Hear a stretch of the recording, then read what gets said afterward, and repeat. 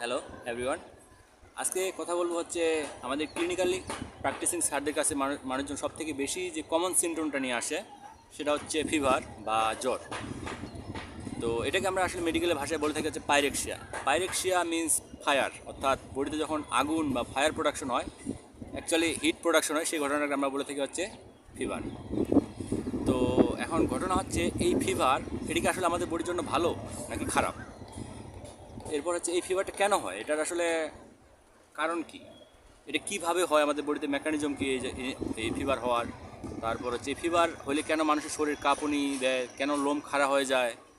তারপর হচ্ছে ফিভার হইলেই মানুষজনের কি অ্যান্টিবায়োটিক খাওয়ার আদৌ প্রয়োজনীয়তা আছে কি না, এই সকল বিষয় নিয়ে আসলে আমরা একটু আলোচনা করি। আসেন দেখেন, আমরা যদি একটু ফিভারকে ভালো মতো ডিটেলস জানতে চাই, তাহলে আসলে আমাদেরকে ফিভার সম্পর্কে একটু মেকানিজম জানাটা important. Mechanism of fever, that means ফিভারের যে মেকানিজম, এই ফিভারের মেকানিজম আসলে আমাদের দেখেন, ফিভারে হচ্ছে কি বডির টেম্পারেচার বেড়ে যাচ্ছে। আমরা যদি বইয়ের ভাষায় বলতে চাই, এটাকে বলা হয়েছে যে elevation of body temperature above normal, অর্থাৎ আমাদের বডি টেম্পারেচার যখন নর্মাল টেম্পারেচারের চেয়ে বেশি হয়ে যায়, তখন সেই ঘটনাটাকে আমরা বলে থাকি হচ্ছে ফিভার। তো আমাদের বডির নর্মাল টেম্পারেচার হচ্ছে, আমরা যদি ফারেনহাইট স্কেলে মাপি, সেটা হচ্ছে 97 to 99 ডিগ্রি ফারেনহাইট, অর্থাৎ এইটুকু রেঞ্জের মধ্যেই থাকে। বাট যখন 99 ফারেনহাইট ক্রস করে যায়, তখন সেই ঘটনাটাকে আমরা বলে থাকি হচ্ছে ফিভার। এখন এই যে ফিভার, এটা আসলে কেন হয় দেখেন, ফিভার হওয়ার মেকানিজম আসলে বইয়ে বিভিন্ন রকম মেকানিজম দেওয়া আছে। বাট আমরা যদি ইনফেকশিয়াস কজগুলোকে চিন্তা করে মেকানিজমকে বানাই, সেটা হচ্ছে এরকম যে আমাদের বডিতে যখন দেখেন এই যে ফিভারগুলো হচ্ছে, আমাদের বডিতে ফিভার হওয়ার আসলে বিভিন্ন রকম কারণ থাকতে পারে। তো আমরা যদি প্রথমত আমাদের বডিতে ফিভার হওয়ার অন্যতম কারণ হচ্ছে বিভিন্ন ধরনের ইনফেকশিয়াস কজেস। দ্যাট মিনস এটা ভাইরাল ইনফেকশন হতে পারে, এটা ব্যাকটেরিয়াল ইনফেকশন হতে পারে, তারপর এটা প্রোটোজোয়াল কোনো ইনফেকশন হতে পারে। এরপর হচ্ছে আমাদের ম্যালিগনেন্সি, অর্থাৎ ক্যান্সার থেকে মানুষের জ্বর হতে পারে। এরপর আছে auto immune disease. Auto immune disease মানে হচ্ছে আমাদের বডির যখন ইমিউন সিস্টেম, অর্থাৎ প্রতিরক্ষা সিস্টেম আমাদের বডির বিরুদ্ধে, বিভিন্ন অর্গান সিস্টেমের বিরুদ্ধে কাজ করবে, তখন সেই ঘটনাটাকে আমরা বলে থাকি হচ্ছে অটো ইমিউন ডিজিজ। তো এদের মধ্যে অন্যতম যেমন আছে আমাদের SLE, that means systemic lupus erythematosus, যেমন রিউমাটয়েড আর্থ্রাইটিস। তো এরকম অনেকগুলো অটোইমিউন ডিজিজ আছে। এছাড়াও আমাদের জ্বর হওয়ার অন্যতম আরও কারণ হচ্ছে অনেকক্ষণ ধরে যদি মানুষ বৃষ্টিতে ভেজে, এই কারণে জ্বর হতে পারে। তারপর ওয়েদার চেঞ্জের কারণে মানুষের জ্বর হয়, মানে টেম্পারেচার চেঞ্জ ওঠানামা করলে মানুষের জ্বর হতে পারে। এরকম অনেকগুলো কারণ আছে জ্বর হওয়ার অ্যাকচুয়ালি। তো আমরা যদি ইনফেকশিয়াস কজগুলোকে ধরে আমরা মেকানিজমটা জানতে চাই, তাহলে জিনিসটা হচ্ছে এরকম যে আমাদের জ্বর হয় মানে হচ্ছে আমাদের বডির টেম্পারেচার বেড়ে যায়। এখন ঘটনা হচ্ছে এটা কেন করে বডি, এটা করার কারণ হচ্ছে দেখেন, আমাদের বডিতে যখন কোনো ফরেন পার্টিকেল, দ্যাট মিনস সেটা ব্যাকটেরিয়া হোক, ভাইরাস হোক, অথবা প্রোটোজোয়া, কোনো একটা অর্গানিজম যখন আমাদের বডিতে ঢুকে, তখন আমাদের বডি এই জিনিসটাকে কী করে, ওই অর্গানিজমগুলোকে মারার জন্য একটা পদক্ষেপ নেয়। তো এটার বিরুদ্ধে সবার প্রথম যে জিনিসগুলো কাজ করে, এক ধরনের কোষ আছে, সেল, যেগুলোকে আমরা বলে থাকি ডাব্লিউবিসি। এরা তখন যায় ওই ব্যাকটেরিয়া বা ভাইরাসগুলোকে অ্যাটাক করা শুরু করে। যখনই এরা অ্যাটাক করে, তখন এখান থেকে এক ধরনের সাবস্টেন্স রিলিজ হয়, যেগুলোকে আমরা বলে থাকি হচ্ছে পাইরোজেন। তো এদের মধ্যে আছে interleukin 1, interleukin 6, tumour necrotic factor, TNF, এরকম বিভিন্ন ধরনের ফ্যাক্টর রিলিজ হয়। যেই ফ্যাক্টরগুলো কী করে, এগুলো হচ্ছে আমাদের বডির যে হিট রেগুলেশন করে, অর্থাৎ আমাদের বডির ব্রেনের হাইপোথ্যালামাস নামক এক ধরনের একটা জায়গা, সেই হাইপোথ্যালামাসকে যায় স্টিমুলেট করে এই বিভিন্ন ধরনের পাইরোজেনগুলো। এরা যায় কী করে, ওইখানকার যে ব্লাড ভেসেল আছে, ওই ব্লাড ভেসেলের এক ধরনের এনজাইম থাকে, যেগুলোকে আমরা বলে থাকি সাইক্লোঅক্সিজেনেস এনজাইম। এই সাইক্লোঅক্সিজেনেস এনজাইমের অ্যাক্টিভিটি ওদের কাজ করার ক্ষমতাকে বাড়িয়ে দেয়। তো এটা করলে কী হয়, যে সাইক্লোঅক্সিজেনেসের অ্যাক্টিভিটি যখন এই পাইরোজেনগুলো বাড়িয়ে দিতেছে, তখন সাইক্লোঅক্সিজেনেসের ওই সার্টেন এরিয়া থেকে প্রোস্টাগ্ল্যান্ডিন সিনথেসিস বাড়িয়ে দেয়। প্রোস্টাগ্ল্যান্ডিন মানে হচ্ছে, স্পেসিফিক্যালি যদি বলতে যায়, সেখানে হচ্ছে প্রোস্টাগ্ল্যান্ডিন E2। এই প্রোস্টাগ্ল্যান্ডিন E2 যখন বেড়ে, that is the main culprit for fever. এই প্রোস্টাগ্ল্যান্ডিন E2টাই হচ্ছে আমাদের ফিভার হওয়ার মেইন কালপ্রিট যদি বলা হয়ে থাকে। তো তখন কী করে, এই প্রোস্টাগ্ল্যান্ডিন E2 হাইপোথ্যালামাসকে স্টিমুলেট দেয় টু ইনক্রিজ বডি টেম্পারেচার, অর্থাৎ বডি টেম্পারেচারকে এখন বাড়াইতে হবে। এখন আসে আসলে আসল ঘটনাটা, যে আমাদের এখন বডি টেম্পারেচার তো বাড়াইতে হবে, বাট হাইপোথ্যালামাস, যেটা একটা ব্রেনের সার্টেন একটা জায়গা, বাট ওর তো কোনো হাত পা বা তার কোনো গ্যাস লাইট নাই যে সে আসলে এই জিনিসটাকে আগুন দিয়ে টেম্পারেচার বাড়াতে পারবে। তো এখন ঘটনা হচ্ছে, তাহলে এখন বডি টেম্পারেচার বাড়ানো যায় কীভাবে? সে তখন কী করবে, আমাদের বডির সিম্প্যাথেটিক স্টিমুলেশন বাড়িয়ে দিবে। তো সিম্প্যাথেটিক স্টিমুলেশন বাড়ানোর জন্য আমাদের অ্যাড্রেনালিন রিলিজ করাবে। এছাড়াও হচ্ছে সে ভ্যাজো কনস্ট্রিকশন করাবে। তারপর হচ্ছে দেখেন, আমাদের এই যে হাইপোথ্যালামাস বডির টেম্পারেচার নিয়ন্ত্রণ করে, এটা মূলত দুইটা মেকানিজমে আমাদের এটা আসলে ঘটনা মানে এই ঘটনাটা ঘটে থাকে। একটাকে আমরা বলে থাকি হচ্ছে হিট গেইন, আর একটা হচ্ছে হিট লস। দ্যাট মিনস আপনার বডির যদি হিট গেইন হয় তাহলে টেম্পারেচার বেরবে, যদি হিট লস হয়ে যায় তাহলে টেম্পারেচার কমে যাবে। তো যখন ফিভার মানে দ্যাট মিনস ফিভার হওয়া মানে কি বডির টেম্পারেচার বাড়াইতে হবে। তো দ্যাট মিনস আমাদেরকে হিট গেইন করতে হবে, না হচ্ছে হিট লসটাকে কমাইতে হবে। তো হিট গেইন করার যে মাধ্যম দেখেন, আমাদের বডিতে হিট মানে বডিতে তাপ উৎপাদন করার যে সকল মেকানিজম হয় তার মধ্যে অন্যতম হচ্ছে আমাদের মেটাবলিজম। খাবার খাইলে যে মানুষের শরীর হিট প্রোডাকশন হয়, এটাকে আমার মেটাবলিজমের কারণে হয়। এছাড়াও হচ্ছে যদি মাসেল অ্যাক্টিভিটি বাড়িয়ে দেওয়া যায়, অর্থাৎ মানুষ যদি কাজকর্ম করে, তাহলে দেখেন যে মানুষের আসলে শরীরে তাপ উৎপাদন হয় বা হিট প্রোডাকশন হয়। তো এই ঘটনাটায় যখন একটা মানুষের ফিভার হয় তখন কী হয়, যে মানুষের তো আসলে রেস্টে থাকে, তখন তো আসলে তার কাজ করার তেমন কোনো এনার্জি বা সে আসলে অ্যাকচুয়ালি কাজ করেও না। তখন যেটা হয় যে বডির এখন সে অটোমেটিক্যালি বডির মাসেলগুলোকে সে মুভমেন্ট করানোর চেষ্টা করে, যে কারণে মানুষ কী করে কাঁপাকাঁপি শুরু করে দেয়, একটা কম্পন সৃষ্টি হয় এই মাসেলগুলোর মধ্যে, যাতে কম্পন সৃষ্টি হলে কি হিট প্রোডাকশন বেড়ে যায়। তো হিট প্রোডাকশন এপাশে বাড়াইলো, আরেকটা কাজ করতে হবে কি, সেটা হচ্ছে আমাদের এখন হিট লসটাকে কমাইতে হবে।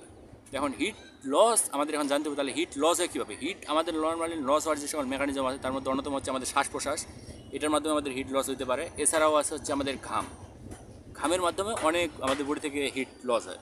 তো যেহেতু আমাদের এখন হাইপোথ্যালামাসকে অর্ডার করা হয়েছে যে বডির টেম্পারেচার বাড়াইতে হবে, তার মানে কি সে এখন হিট ঘামকে কমিয়ে দেবে যাতে কম শরীর থেকে ঘাম বের হয়।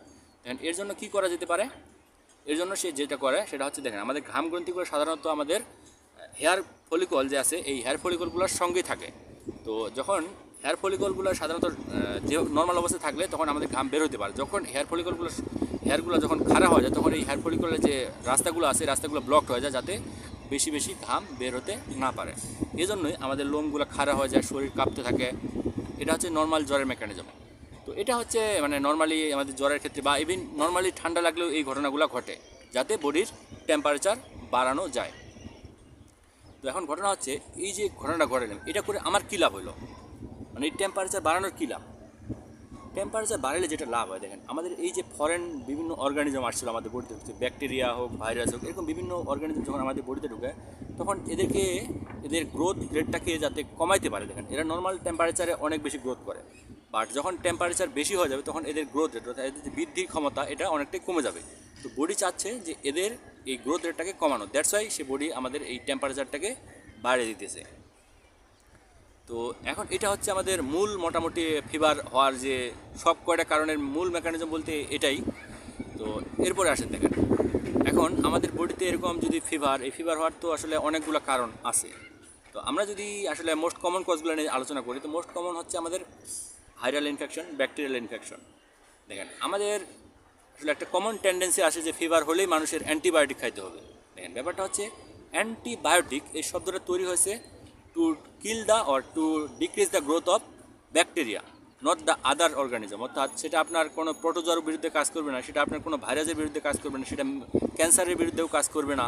তার মানে আমরা যদি অ্যান্টিবায়োটিক, একটা আপনার ক্যান্সারের কারণে জ্বর হয়েছে, সেখানে আপনি অ্যান্টিবায়োটিক খেলে কোনো কাজ হবে না, কারণ আপনার অ্যান্টিবায়োটিক কাজ করবে শুধুমাত্র ব্যাকটেরিয়াল যে সকল জ্বর আসবে সেই সকল ক্ষেত্রে আমাদের এই অ্যান্টিবায়োটিকের কার্যকারিতা আছে। তার মানে আমাদের ভাইরাল যে সকল জ্বর সেখানেও আসলে অ্যাকচুয়ালি এই অ্যান্টিবায়োটিকের কোনো ধরনের কোনো রোল নাই, যদি না সেকেন্ডারি ইনফেকশনের চান্স থাকে। এখন ঘটনা হচ্ছে, দেখেন আমাদের বিশেষ করে আমাদের এই জ্বরটাকে আসলে মানুষজন এক প্রকার রোগ আসলে হিসেবে চিন্তা করে, বাট অ্যাকচুয়ালি জ্বর আসলে আমাদের জন্য বডির জন্য ভালো। কেন, দেখেন এই যে টেম্পারেচার বৃদ্ধির মাধ্যমে সে বিভিন্ন ধরনের অর্গানিজমগুলোর গ্রোথগুলোকে কমিয়ে দিতেছে, যার কারণে যাতে তারা বেশি বেশি বৃদ্ধি হতে না পারে আর বেশি ইনফেকশনটা সিভিয়ারিটি করতে না পারে। তো এটা আসলে অ্যাকচুয়ালি আমাদের বডির একটা প্রোটেক্টিভ মেকানিজমই বলা চলে। তো এটাকে আসলে আমাদের বডির একটা ভালো একটা মেকানিজম বলা চলে। তো দ্যাটস ওয়াই আসলে মানুষের জ্বর হলে নর্মাল অবস্থায় এটা আসলে খারাপ না। সো আপনার টেম্পারেচার কমানোর চিন্তাভাবনা, যদি আপনার এক্সেসিভ টেম্পারেচার না থাকে, যদি আপনার টলারেটের ক্ষমতার বাইরে চলে না যায়, তাহলে আসলে তেমন ওষুধ খাওয়ার ইনিশিয়ালি কোনো দরকার পড়ে না, যদি না আপনার যতক্ষণ না বডি আপনার এটার বিরুদ্ধে কাজ করে কুলায় উঠতে পারতেছে। যদি অ্যাকচুয়ালি সে না আমাদের ইমিউন সিস্টেম যদি ওই ব্যাকটেরিয়া বা ভাইরাসগুলোকে কিল করতে না পারে, দেন আমাদেরকে তো বিভিন্ন ধরনের মেকানিজম ওষুধে আসতেই হবে। তো ইনিশিয়াল স্টেজে আমাদের আসলে ওষুধ না খাওয়াটাই বেটার, কমপক্ষে 2 থেকে 3 দিন। তো দেখেন এখন আমরা যদি আসি অ্যাকর্ডিং টু কজ, দেখেন আমাদের মূলত আমাদের যে জ্বরগুলো হয় নর্মালি আমাদের ইদানিং সব থেকে বেশি যে সকল জিনিস দেখা যাচ্ছে যে মানুষের হঠাৎ করে জ্বর হচ্ছে, সাথে গলা ব্যথা, বিভিন্ন ধরনের মাসেল এক অর্থাৎ মাসেল পেইন হচ্ছে, জয়েন্টে পেইন হচ্ছে, এই সকল কারণে আসলে এগুলো হচ্ছে ম্যাক্সিমাম কজ হচ্ছে আমাদের viral fever. That means virus এই জ্বরগুলোর কারণ। তো ভাইরাস যদি এগুলো জ্বরগুলোর কারণে, তাহলে আমরা প্রথমে বলে রাখছি যে এই ভাইরাল জ্বরগুলোতে সাধারণত অ্যান্টিবায়োটিকের তেমন কোনো রোল নেই। দ্যাট মিনস আপনার নর্মাল জ্বর হলে আসলে ভাইরাল জ্বরগুলোর ফিচারগুলো যদি আমি বলতে যাই, ভাইরাল জ্বরটা আসলে এরকম হয় যে ইনিশিয়ালি হাইগ্রেড ফিভার, অর্থাৎ আপনার জ্বর 102, 3, 4 ডিগ্রি পর্যন্ত শুরুর দিকে চলে আসবে এবং এটা 3-4 দিন পর্যন্ত থাকবে এবং 3-4 দিন পর থেকে এই জ্বরটা নামা শুরু করবে এবং সাথে আপনার সর্তর থাকতে পারে, অর্থাৎ গলা ব্যথা থাকতে পারে, আপনার শুকনা কাশি থাকতে পারে, মাসেল পেইন থাকতে পারে। এগুলো হচ্ছে ভাইরাল ফিভারের একটা আসলে কমন টিপিক্যাল ফিচার বলা চলে। তো আবার এটার একটা অন্যতম ফিচার হচ্ছে আপনার 6 থেকে 7 দিন পরে এই ফিভার একবারে ডিক্লাইনের দিকে চলে যাবে, অর্থাৎ একবারে নাই হয় শেষের দিকে চলে যাবে। আবার ব্যাকটেরিয়াল ফিভারটা আসলে ভিন্ন রকম হয়। এই ফিভারটা আপনার ইনিশিয়ালি ধীরে ধীরে শুরু হবে এবং এই ফিভারের টেম্পারেচার ধীরে ধীরে বাড়তেই থাকবে। কিছু কিছু মানে ব্যতিক্রম তো অবশ্যই আছে, কিন্তু নর্মালি সব ধরনের ম্যাক্সিমাম ব্যাকটেরিয়াল ফিভারগুলো এরকমই হয়ে থাকে। ইনিশিয়ালি আপনার 99, 100, 101 এরকম টেম্পারেচার দিয়ে শুরু হয় এবং এই টেম্পারেচারটা থাকতে থাকে, মানে থেকে যায় এবং এটা মোর দ্যান 7 ডে যখন ক্রস করে, তার মানে তখন আপনাকে অবশ্যই একটা কী বলে ব্যাকটেরিয়াল কজ চিন্তা করতেই হবে। তখন আপনার এই ইনফেকশনকে ট্রিট করার জন্য অবশ্যই ডাক্তারের পরামর্শ নিয়ে আপনাকে সঠিক অ্যান্টিবায়োটিকের প্রিপারেশন আপনাকে খেতেই হবে, এছাড়া আসলে এই জ্বরকে কন্ট্রোল করা পসিবল না। বাট ইনিশিয়াল স্টেজে যখন আমরা ভাইরাল জ্বরকে চিন্তা করতেছি, তখন আসলে আমাদের অ্যান্টিবায়োটিকের প্রয়োজনীয়তা নেই। তো ভাইরাল জ্বর হলে আসলে কী করা যেতে পারে? তাহলে ভাইরাল জ্বর হলে আপনার এই যে নর্মাল সিমটমগুলো থাকবে, হাইগ্রেড ফিভার থাকবে, অনেক বেশি জ্বর থাকবে, গলা ব্যথা থাকতে পারে, শুকনো কাশি থাকতে পারে, মাসেল পেইন থাকতে পারে। এক্ষেত্রে আপনারা যেটা করতে পারেন, 3-4 দিন পর্যন্ত আপনারা ওয়েট করতে পারেন। যদি 2-3 দিন দেখলেন যে জ্বর কমতেছে, তাহলে আপনারা নর্মাল যেটা করতে পারেন যে শরীরকে আপনারা স্পঞ্জ করতে পারেন, অর্থাৎ পানি দিয়ে শরীর মুছতে পারেন এবং নর্মাল প্যারাসিটামল আমরা খাওয়া যেতে পারে, কিন্তু অ্যান্টিবায়োটিকের এক্ষেত্রে তেমন কোনো রোল নেই।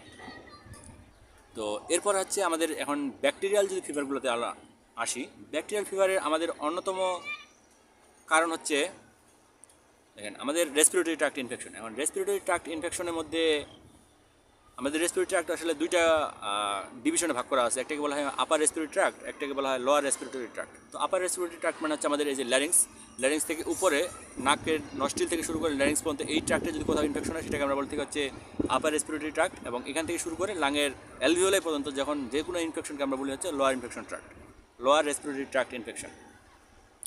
তো এই যে আপার রেসপিরেটরি ট্র্যাক্ট, এখানে সিমটম নর্মালি যেহেতু গলা ইনফেকশন করছে, দ্যাট মিনস সর্তর থাকবে, শুকনা কাশি থাকবে, সাথে ফিভার থাকবে।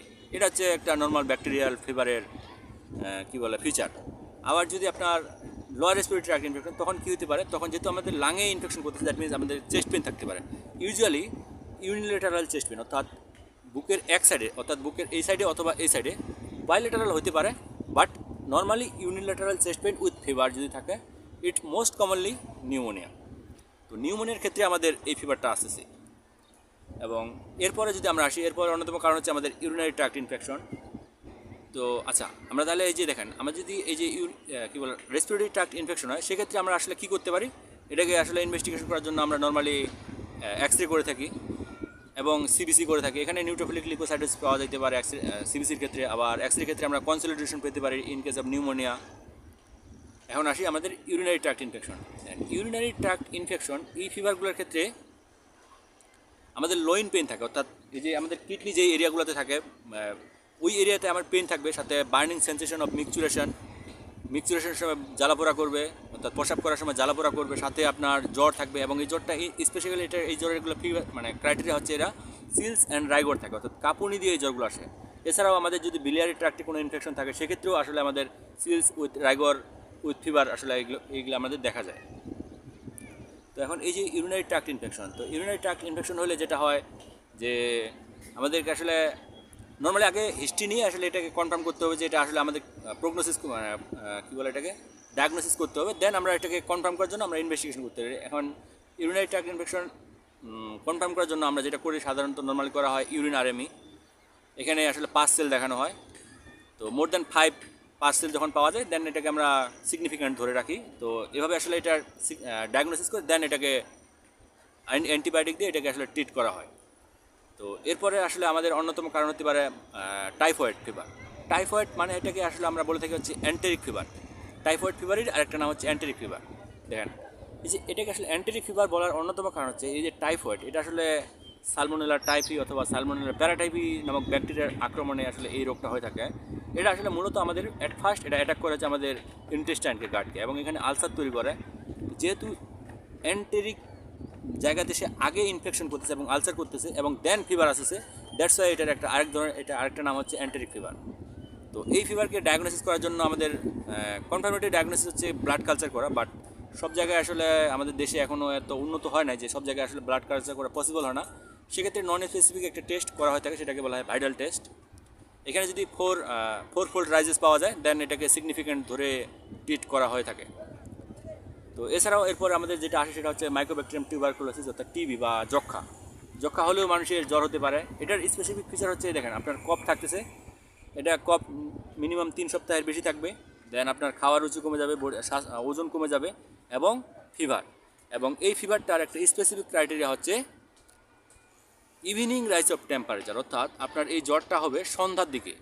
নর্মালি আপনার সকালের দিকে জ্বর কমে যাবে, আবার সন্ধ্যার দিকে জ্বরটা বেড়ে যাবে। এটা হচ্ছে আমাদের একটা টিপিক্যাল ফিচার অফ দ্য যক্ষা অর্থাৎ টিউবারকুলোসিস। তো এগুলো হলো নর্মালি আমাদের ব্যাকটেরিয়া এবং ভাইরাল ফিভারগুলোর আসলে কি বলে, তো ভাইরাল আসলে আমাদের দেশে যেগুলো ভাইরাল ফিভার হয় এগুলোর অন্যতম কারণ হচ্ছে আমাদের ইনফ্লুয়েঞ্জা ভাইরাস, ইনফ্লুয়েঞ্জা, প্যারা ইনফ্লুয়েঞ্জা, তারপর হচ্ছে আমাদের এবার ইনকেস অফ যদি ঢাকার ক্ষেত্রে আসি, ঢাকার ক্ষেত্রে মোস্টলি অ্যাটাক করেছে ডেঙ্গু।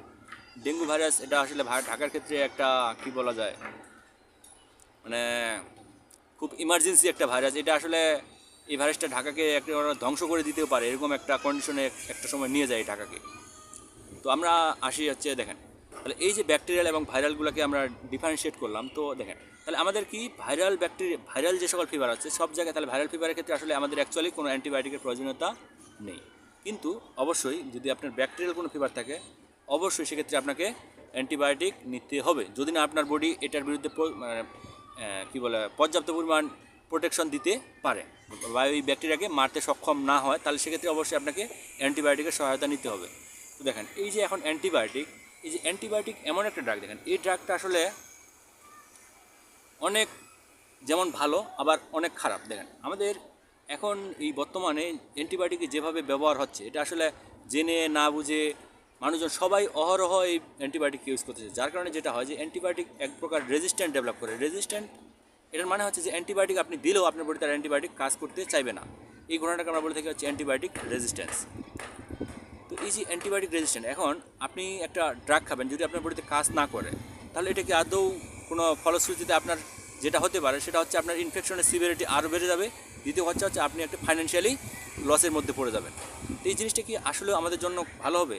আর এছাড়াও সবথেকে ইম্পর্ট্যান্ট যে ব্যাপারটা, সেই ব্যাপারটা হচ্ছে পরবর্তীতে যদি আপনার বডিতে কোনো ইনফেকশন হয় এই ব্যাকটেরিয়া দ্বারা, সেই ব্যাকটেরিয়াকে মারার জন্য আমাদের হাতে আসলে তেমন কোনো অপশনই থাকবে না।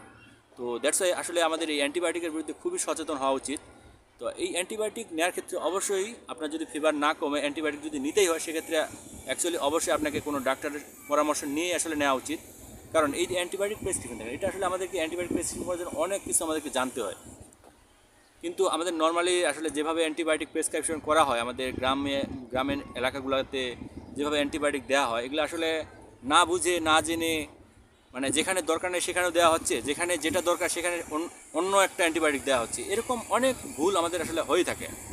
আসলে কি মানে এটা আসলে বলার তেমন কিছু নাই যে বাংলাদেশে আসলে পর্যাপ্ত পরিমাণ ডাক্তার ওইভাবে অ্যাভেলেবল না, দ্যাটস ওয়াই এই জিনিসটা ঘটে আসতেছে। বাট আমাদের সচেতন হওয়া উচিত যে আমাদের নিজে থেকে যাতে এই সমস্যাটা না পড়ি, যে আমরা নিজে নিজে আমাদের বডিতে রেজিস্ট্যান্ট ডেভেলপ না করাই।